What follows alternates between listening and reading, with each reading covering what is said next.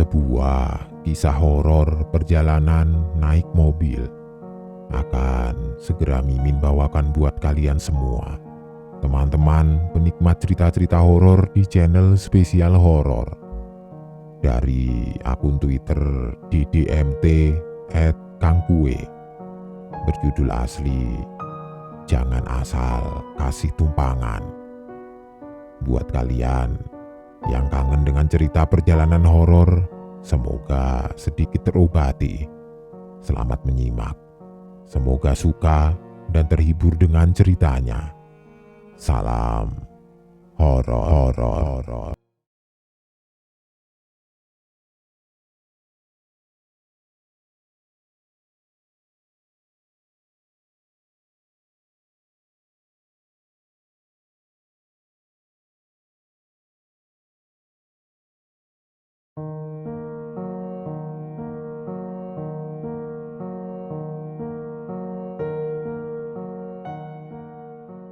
Cerita ini berlangsung beberapa tahun yang lalu. Saat itu, teman-teman kuliahku memutuskan untuk mengadakan acara reuni setelah 15 tahun kami lulus. Acara itu rencananya akan dilakukan di resort pinggir pantai sekitar 60 km dari Mumbai, India. Resort ini berlokasi di Murud, yang terkenal akan pantai cantiknya. Kami memesan resort pinggir pantai untuk akhir pekan, berharap kami akan bersenang-senang di sana. Kami memutuskan untuk berangkat ke Murud hari Jumat siang dan rencananya akan sampai pada sore hari. Tapi takdir berkata lain. Aku tidak bisa berangkat bareng mereka dikarenakan kerjaanku yang mesti diselesaikan hari itu juga.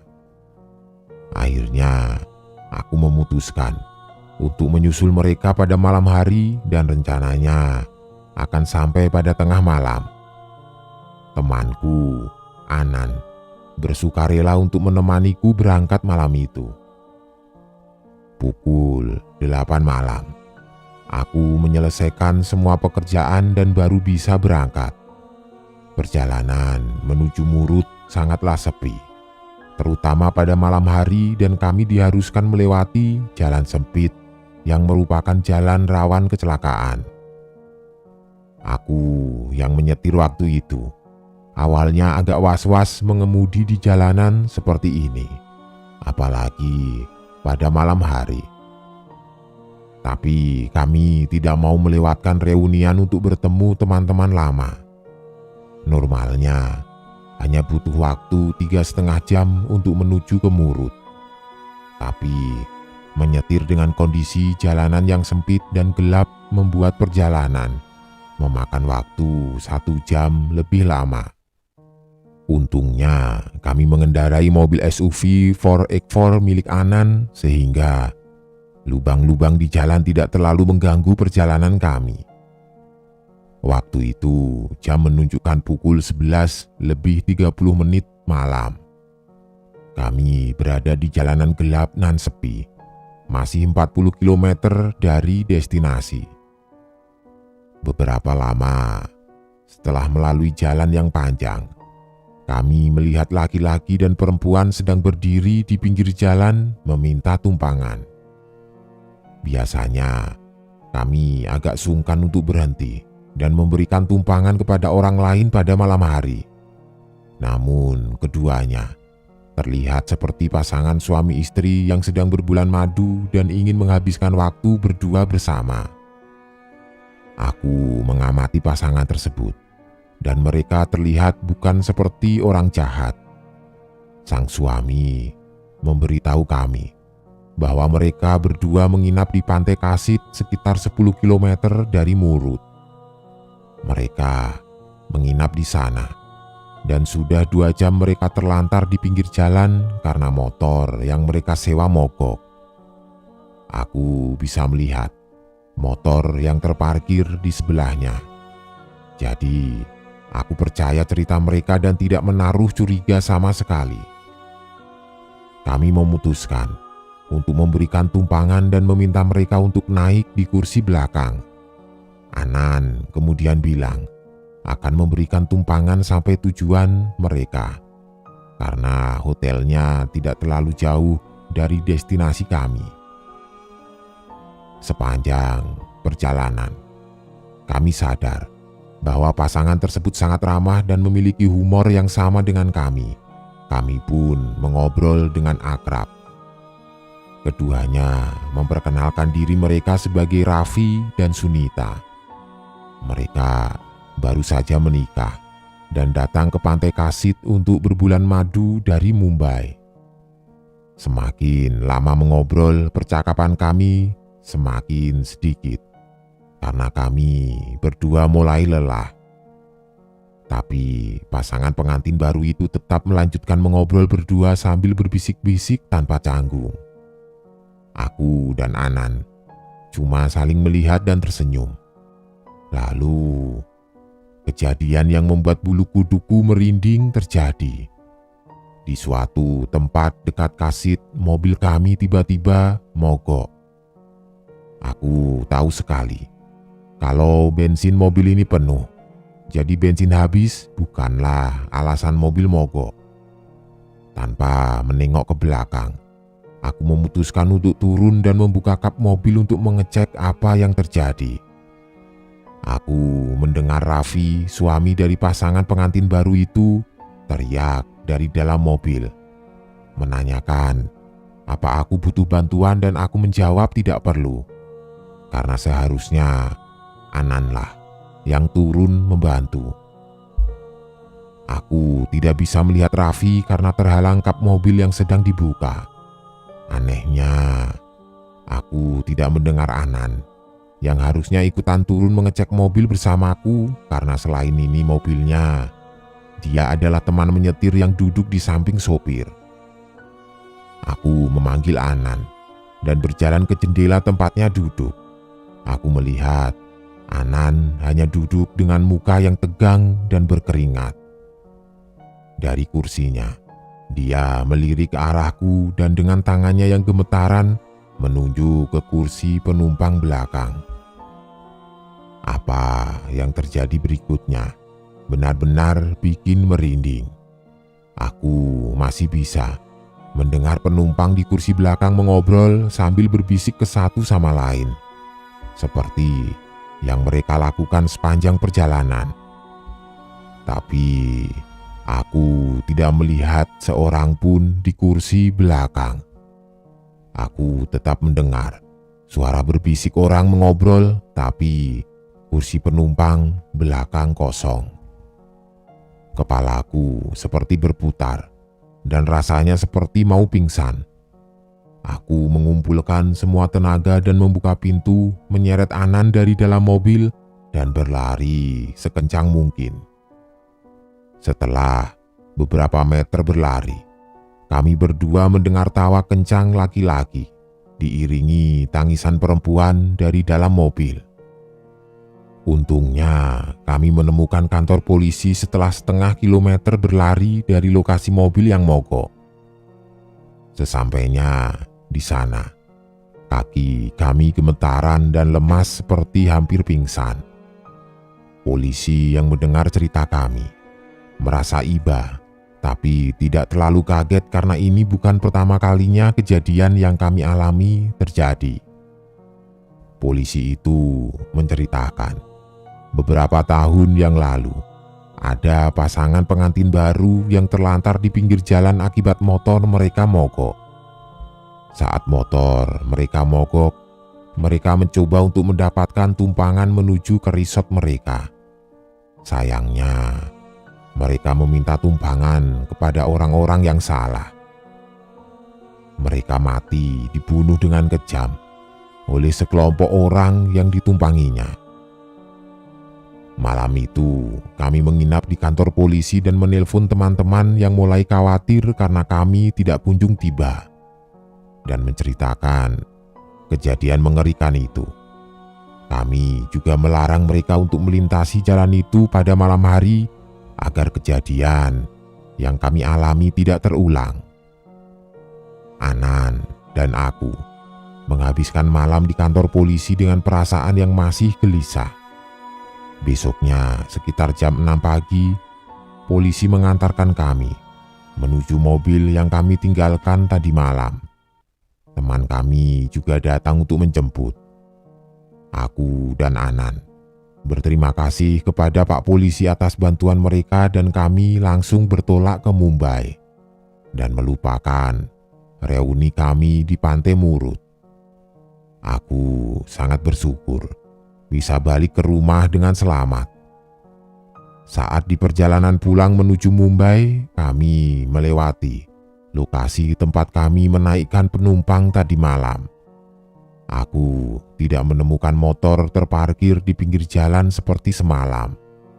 Tapi sekelebat, aku melihat motor usang dan berkarat tergeletak di rerumputan.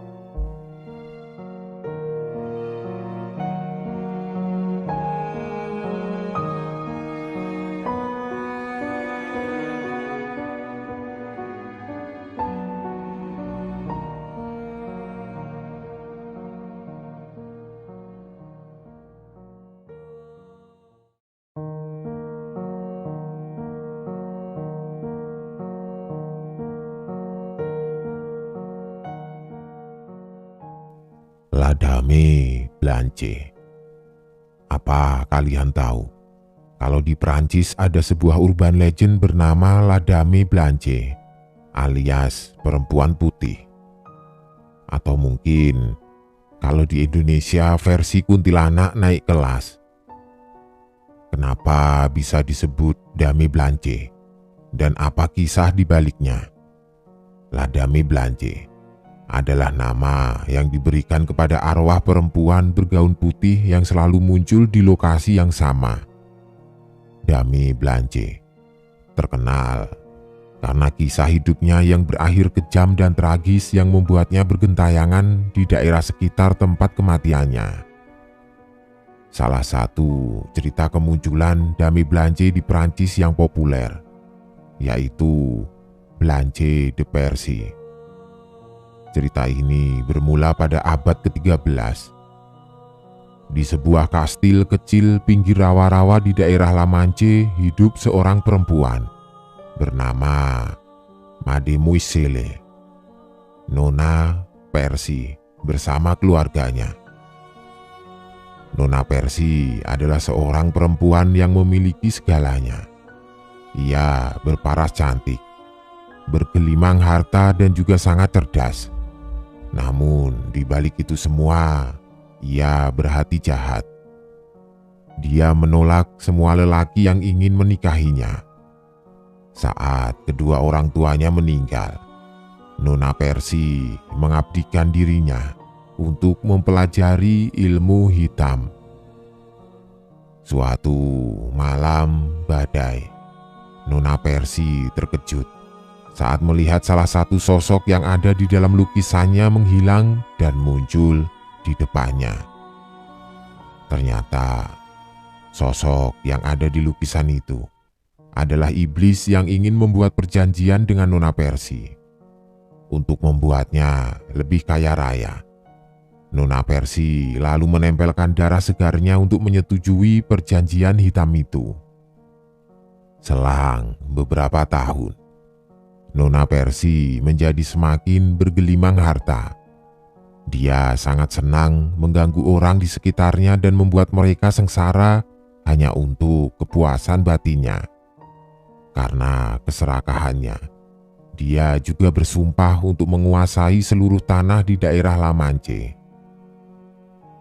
Menjelang kematiannya, dia memohon kepada iblis untuk tetap berada di dunia karena keinginannya untuk menguasai seluruh tanah di La Manche belum terpenuhi. Nona Percy akhirnya wafat, dan saat orang-orang ingin membawa peti matinya menuju pemakaman, mereka kesulitan karena peti Nona Percy sangat berat. Karena tidak sanggup untuk mengangkatnya keluar dari kastil, akhirnya mereka memutuskan untuk mengubur Nona Percy di dalam kastilnya. Malam harinya, muncul sosok perempuan bergaun putih seputih kabut.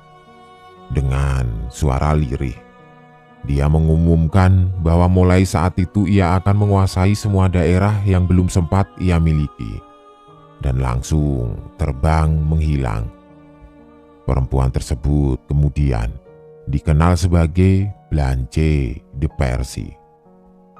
Sejak saat itu, Blanche de Percy sering muncul di rawa-rawa dekat rumahnya dan mengganggu penduduk sekitar. Dia akan menceburkan orang yang lewat ke rawa-rawa dan sambil tertawa puas, ia terbang, kemudian lenyap. Bagi mereka yang meragukan keaslian cerita ini, pada tahun 1949, pekerja konstruksi menemukan peti tanpa nama beserta tulang belulang di dalam kastil dekat rawa-rawa, tempat dikuburnya Dame Blanche de Percy. Dame Blanche tidak hanya bergentayangan di kastil-kastil tua di Perancis, dia juga sering ditemukan berkelana di jalanan yang sepi dan jarang dilewati oleh kendaraan. Suatu malam, di tahun 1979, Michael dan teman-temannya berencana untuk pergi berpesta. Dia harus menjadi supir antarjemput bagi teman-temannya dan memberi tumpangan dari tempatnya tinggal di Limoges menuju diskotik di kota sebelah yang letaknya tidak terlalu jauh. Malam itu, dia baru saja mengantar teman-temannya ke diskotik dan berencana kembali ke Limoges sendirian untuk menjemput teman lainnya. Saat baru menjalankan mobilnya, dia melihat dari kaca spionnya seorang perempuan sedang berdiri beberapa ratus meter dari diskotik tempat dia akan berpesta.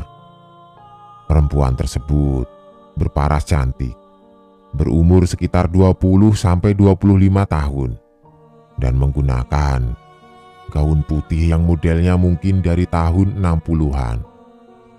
Perempuan itu seperti sedang menunggu seseorang, karena dia hanya diam berdiri di ujung tikungan. Michael merasa iba dan tanpa ragu memutuskan untuk menghampirinya. Dari dalam mobilnya, ia bertanya kemana tujuan perempuan itu. "Saya mau pergi menuju ke Limoges," jawab perempuan muda itu datar. Dia meyakinkan Michael untuk mengantarnya menuju pusat kota Limoges. Lalu dari sana, ia akan berjalan kaki menuju ke rumahnya. Michael pun akhirnya memberikan tumpangan kepadanya. Sepanjang perjalanan, perempuan itu hanya diam, dan Michael tidak mau mengganggunya dan hanya fokus menyetir. Dia tidak memiliki perasaan curiga sama sekali. Saat mau melewati tikungan Revolution, nama jalan, tiba-tiba perempuan yang sedari tadi diam dan duduk di sebelahnya berteriak, "Hati-hati, tikungan ini berbahaya."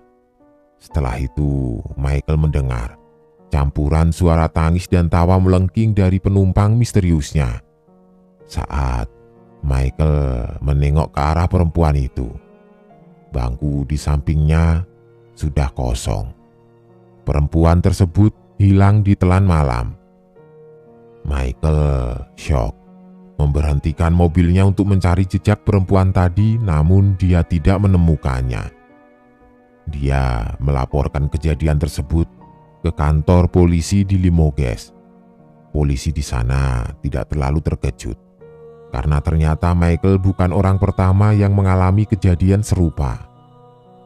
Kemunculan Dame Blanche di daerah itu sering terjadi. Dia akan menumpang mobil pengendara yang lewat lalu menghilang setelah tikungan Revolution, tempat di mana perempuan itu meninggal kecelakaan berpuluh tahun yang lalu. Di Perancis sendiri, tempat kecelakaan lalu lintas yang menelan korban jiwa akan ditandai dengan adanya karangan bunga di lokasi tersebut untuk mengenang para korban. Kisah tentang Dame Blanche ini telah ada selama beberapa abad dan tersebar di berbagai negara dengan asal mula dan nama berbeda. Lydia. Legenda menyebutkan bahwa ada seorang gadis muda yang menghantui terowongan di bawah jembatan penyeberangan Jamestown, North Carolina. Gadis itu bernama Lydia. Muncul pada malam-malam berkabut dan hujan sambil berjalan kaki sendirian atau berdiri di tepi jalan menunggu seseorang untuk memberinya tumpangan pulang ke rumah. Kisah Lydia berawal dari cerita dan penampakan yang muncul selama bertahun-tahun. Setiap cerita memiliki alur yang sama, yaitu gadis muda yang minta diantarkan ke rumahnya lalu menghilang begitu saja di pertengahan jalan. Banyak orang meyakini bahwa Lydia adalah arwah seorang gadis yang meninggal kecelakaan di dekat terowongan High Point pada tahun 1920 silam. Warga lokal mengutarakan kisah penampakan Lydia pertama kali yaitu di tahun 1924. Buck Hardison menceritakan pengalamannya bertemu gadis muda saat dia dalam perjalanan pulang ke rumahnya di High Point. Malam itu, jalanan cukup licin dan berkabut akibat hujan. Saat melintasi terowongan, ia melihat seorang gadis bergaun putih. Gadis itu melambaikan tangannya untuk meminta tumpangan menuju ke High Point. Hardison mengantarnya pulang, dan saat dia sampai di depan rumah gadis itu dan keluar dari mobil, gadis itu sudah hilang. Mencoba untuk mencari jawaban, Hardison lalu mengetuk pintu rumah di depannya dan menanyakan keberadaan penumpangnya. Ibu dari gadis misterius itu membuka pintu dan menceritakan bahwa anaknya telah meninggal karena kecelakaan di dekat terowongan beberapa tahun yang lalu. Telah banyak orang yang mencari tahu kebenaran legenda ini, namun mereka tidak pernah menemukan perempuan bernama Lydia yang meninggal akibat kecelakaan di daerah itu pada tahun 1920. Kejadian berikutnya dialami oleh seorang pengemudi taksi, sebut saja Tom.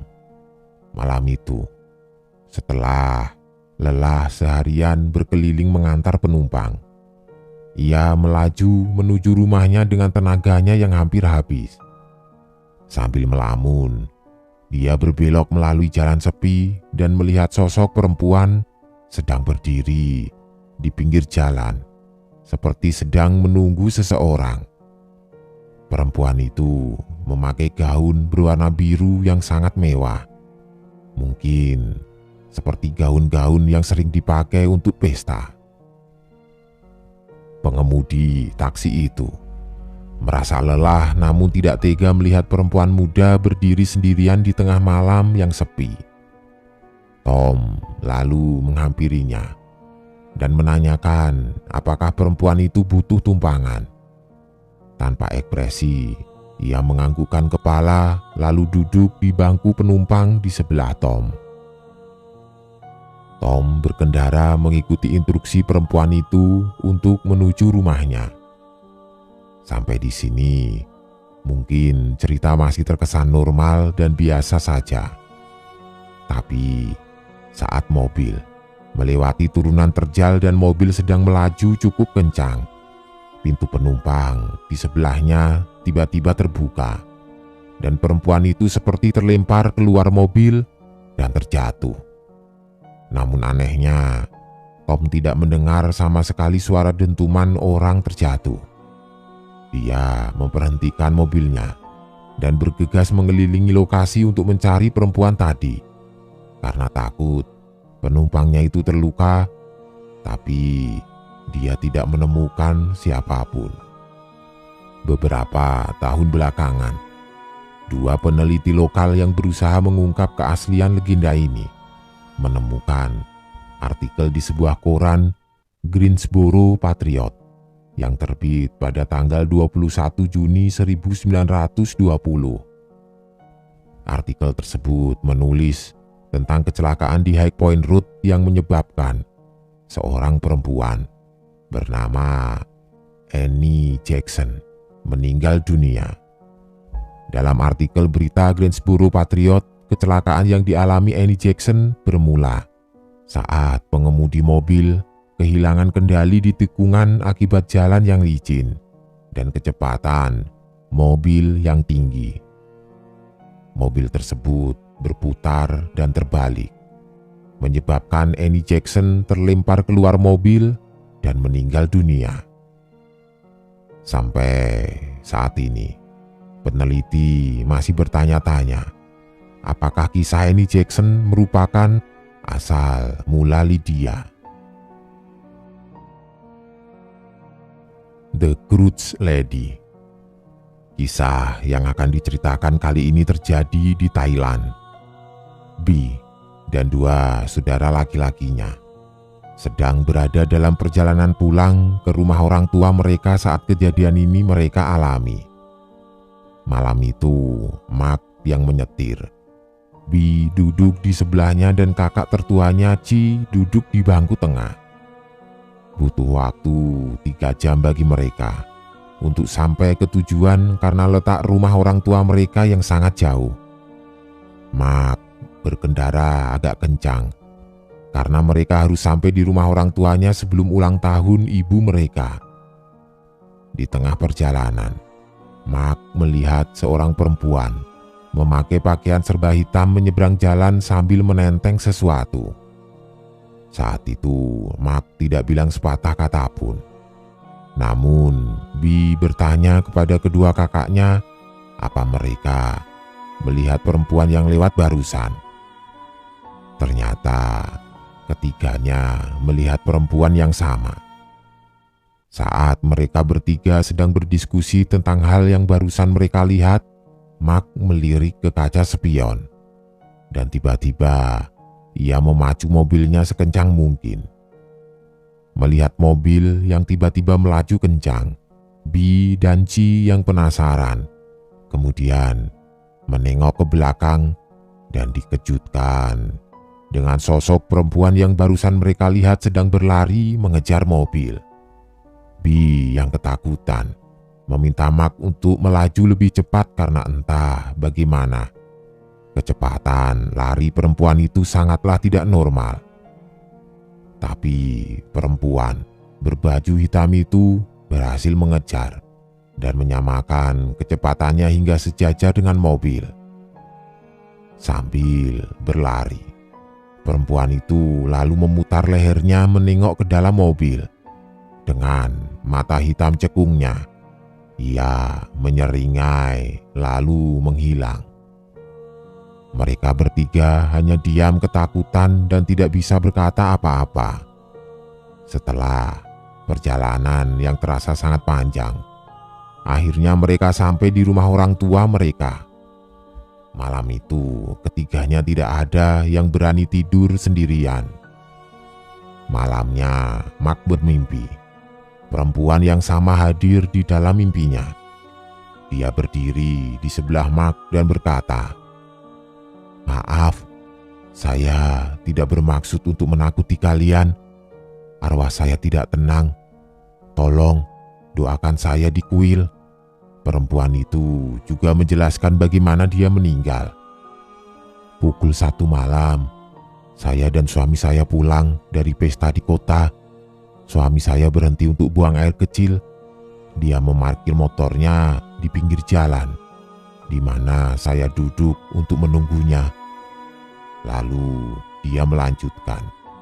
Tiba-tiba ada mobil yang menabrak motor yang diparkir dan saya yang sedang duduk di atasnya. Saya jadi korban tabrak lari. Suami saya tidak bisa membawa saya ke rumah sakit dan saya meninggal karena kehilangan banyak darah. Lalu perempuan berbaju hitam menghilang dan Mark terbangun dari tidurnya. Esoknya, Mark beserta keluarganya pergi ke kuil untuk mendoakan perempuan itu, dan setelahnya Mark tidak pernah lagi didatangi di dalam mimpinya.